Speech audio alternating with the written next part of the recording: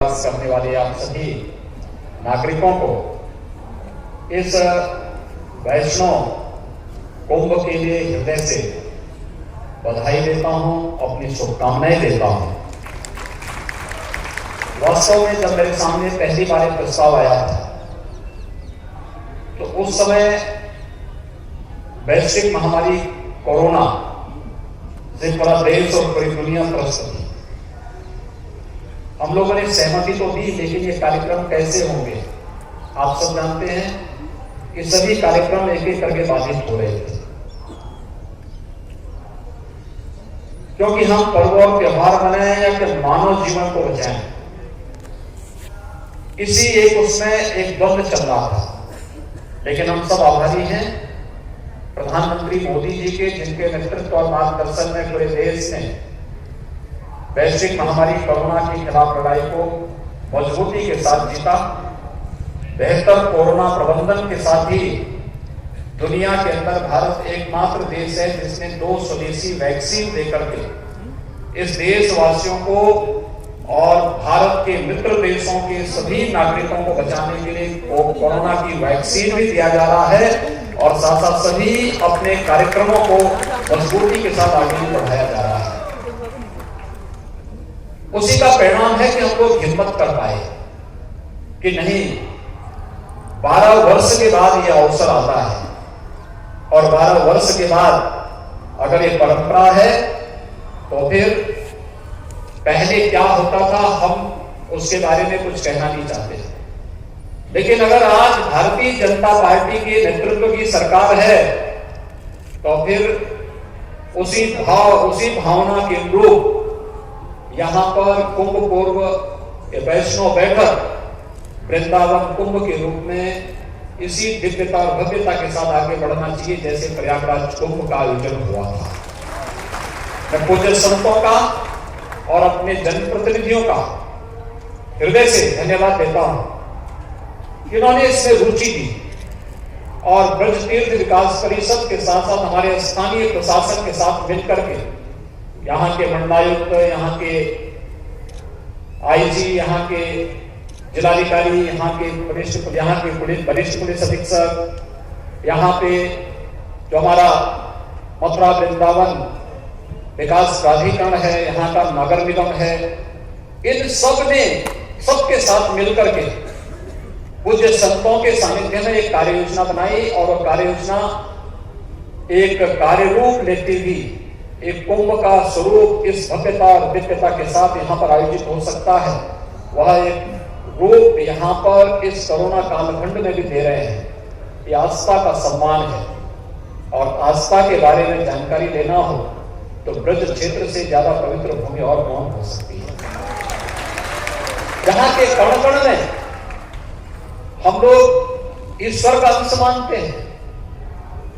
हर व्यक्ति जानता है लीला भूमि है भगवान श्री कृष्ण की, बांके बिहारी की इस धरती पर अपार कृपा रही है, राधा रानी के पार कृपा रही है। उस अपार कृपा का ही परिणाम है कि आज हम सब इतनी भव्यता के साथ, इतनी दिव्यता के साथ वृंदावन इस वैष्णव कुंभ को एक नई ऊंचाई को अग्रसर कर रहे हैं। मेरा आप सबसे अनुरोध होगा, यहाँ पर आपने देखा होगा 411 करोड़ रुपए की परियोजनाओं का हम लोग यहाँ पर आज शुभारंभ भी कर रहे हैं। लेकिन मेरा आप सबसे अनुरोध होगा, प्रयागराज कुंभ दुनिया के अंदर क्यों एक बड़ी घटना के रूप में देखा जाता है? दुनिया ने उसको एक विशिष्ट आयोजन के रूप में क्यों माना? क्योंकि पहले कुंभों में क्या होता था? गंदगी, भगदड़, अव्यवस्था और सुरक्षा। लेकिन प्रयागराज कुंभ ने 2019 में एक मानक बनाया, कुछ मानक तय किए। प्रधानमंत्री मोदी जी ने हम लोगों के सामने लक्ष्य दिए कि जो परंपराएं चली आ रही थी उसको छोड़ो, नए सिरे से कुछ मानक तय होने चाहिए और इस मानक के रूप सरकार कार्य करे। हमारी पूरी टीम ने पूज्य संतों के सानिध्य में उस कार्यक्रम को आगे बढ़ाया और कुंभ सुव्यवस्था, स्वच्छता और सुरक्षा का एक मानक जो तय किया। यूनेस्को को भी कहना पड़ा कि प्रयागराज कुंभ मानवता के मूर्त सांस्कृतिक धरोहर है। हमारी विरासत कितनी समृद्ध है और ब्रज क्षेत्र को तो इसके बारे में कहना ही क्या है। अत्यंत तो समृद्ध परंपरा है। जितनी समृद्ध परंपरा आपकी है विगत 500 वर्षों का लिखित इतिहास आपके सामने है। अगर एक 5000 वर्षों के इतिहास को दुनिया के सामने रखना प्रारंभ कर देंगे, दुनिया के पास इतनी प्राचीन और इतनी समृद्ध सांस्कृतिक विरासत किसी के पास नहीं है जो आपके पास है। और इसलिए ब्रज क्षेत्र के आप सभी भाइयों बहनों से मैं यही आह्वान करूंगा, हमें अपनी परंपरा और अपनी सांस्कृतिक विरासत पर गौरव की अनुभूति करनी चाहिए। मैं तो आप सबको इस बात के लिए आश्वस्त करने के लिए आया हूं, ये कृपा इस धरती ने हम पर की है कि हमें सेवा का अवसर मिला है, हम सेवा कर पा रहे हैं, हमारा जन्म और जीवन दोनों धन्य हो रहा है इन सब कार्यक्रमों के साथ जुड़ करके। क्योंकि इन सब के लिए तो मनुष्य बार बार जन्म लेता है और यह कार्य आज यहाँ के हमारे जो जनप्रतिनिधिगण हैं, माननीय सांसद जी हैं, हमारे मंत्री हैं, हमारे विधायकगण हैं, महापौर हैं, पदाधिकारी हैं, संगठनों से जुड़े हुए अध्यक्षगण हैं, ये सभी लोग मिलकर के प्रशासन के साथ पूज्य संतों के सानिध्य में जो कुछ भी कर पा रहे हैं, इसलिए कर पा रहे हैं हमें ब्रज क्षेत्र को एक नई पहचान देनी है। यहाँ की आध्यात्मिक और सांस्कृतिक विरासत को छुड़े बनाए रखते हुए हम लोग इसे दुनिया के सामने एक नए स्वरूप में प्रस्तुत करने का कार्य करेंगे। आज यहाँ पे गौ सेवा का काम हो रहा है। मैं आप सबका आह्वान करूंगा, प्रदेश सरकार ने गो सेवा के लिए, निराश्रित गो वंश के संरक्षण के लिए कुछ विशिष्ट योजनाएं चलाई हैं। आप सभी उसके साथ जुड़िए। मेरा ये मानना है जब तक गौ सेवा का कार्य इस ब्रज क्षेत्र में होगा, ब्रज क्षेत्र धन धान्य से परिपूर्ण होकर के भगवान श्री कृष्ण की स्मृतियों को हम सब के लिए हमेशा जीवंतता प्रदान करती रहेगी। इसलिए गौ सेवा यहाँ की पहचान बननी चाहिए और गौ सेवा के साथ हम आपके साथ हम सबको जोड़ना चाहिए और यहाँ पे बहुत अच्छी गौ सेवा होती है।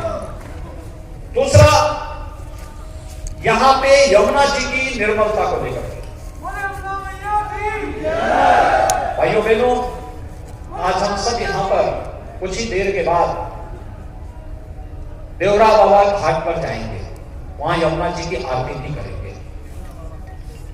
वास्तव में यमुना के साथ हम सब की स्मृतियां जुड़ी हुई हैं, हमारे पूर्वजों की स्मृतियां जुड़ी हुई हैं, भगवान श्री कृष्ण की स्मृतियां जुड़ी हुई हैं, इस वृंदावन की स्मृतियां जुड़ी हुई हैं। तो स्वाभाविक रूप से यमुना जी की निर्मलता के लिए हमें कार्य करना है। वो तो हमेशा बरसाती रही है, हमने कभी वो आशीर्वाद लेने का प्रयास नहीं किया। यहाँ के तो कण कण से आशीर्वाद प्राप्त होता है। इसलिए मेरे साथ जल शक्ति मंत्री भी यहाँ पर साथ में आ जाए। ये सभी कार्य को देखने के लिए कैसे कार्य योजनाओं को आगे बढ़ाएंगे।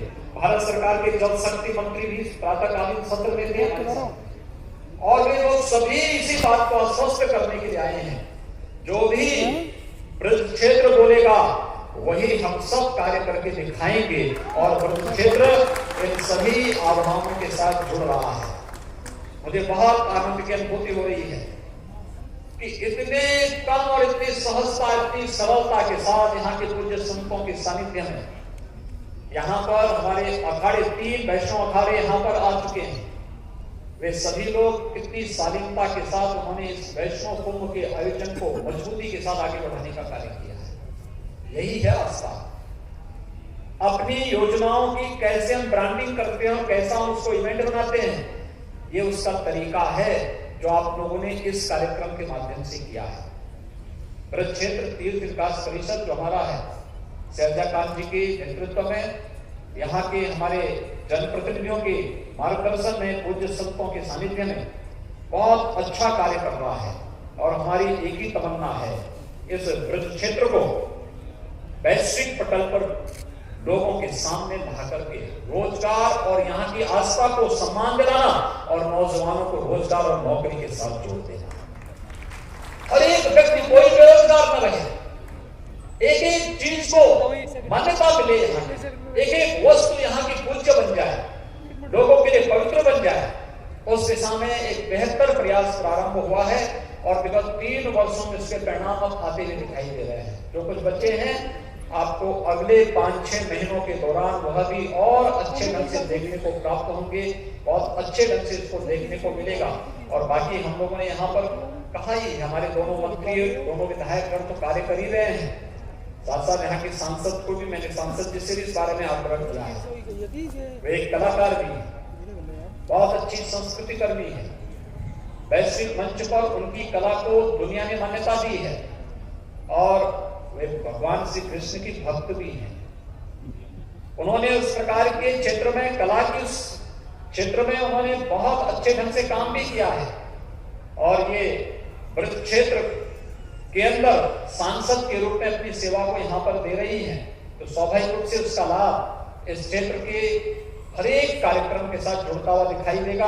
आज के इस अवसर पर मैं एक बार फिर से यहाँ के पूज्य संतों के सानिध्य में जो एक पवित्र आयोजन यहाँ पे प्रारंभ होने जा रहा है, इस पूरे आयोजन के प्रति मैं प्रदेश सरकार की ओर से पूज्य संतों का अभिनंदन करता हूँ, उन्हें हृदय से बधाई देता हूँ और इस पूरे आयोजन के प्रति अपनी शुभकामनाएं देता हूँ। प्रशासन से मेरा यही आग्रह होगा कि पूज्य संतों के सानिध्य में बड़ी पवित्रता के साथ यहाँ की सुरक्षा, यहाँ की सुव्यवस्था और यहाँ की स्वच्छता को इस रूप में प्रस्तुत करने की आवश्यकता है कि हर बार यह आयोजन करने का अवसर प्राप्त होता है। लोगों को इस कार्यक्रम को इसी प्रकार से आगे बढ़ाने का अवसर प्राप्त हो, जिससे लोगों के मन में आए हाँ होना है, क्योंकि जहां सफाई होगी, जहां स्वच्छता होगी, स्वाभाविक रूप से ईश्वर का वास वहां स्वतः ही हो जाएगा।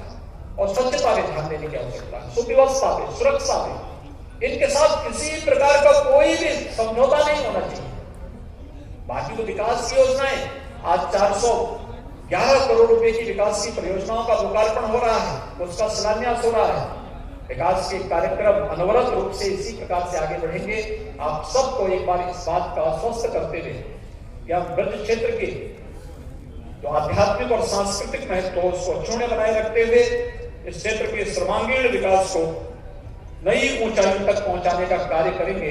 पूज्य संतों का आशीर्वाद इसी प्रकार से बना रहे और आप सबका सानिध्य और सहयोग हमारे जनप्रतिनिधियों को इसी प्रकार से प्राप्त होता रहे, इस विश्वास के साथ आप सबको इस कुंभ पूर्व वैष्णव बैठक और वृंदावन कुंभ की हृदय से बधाई और शुभकामनाएं देते हुए अपनी वाणी को यहीं पर विराम देता हूं। जय राधे राधे।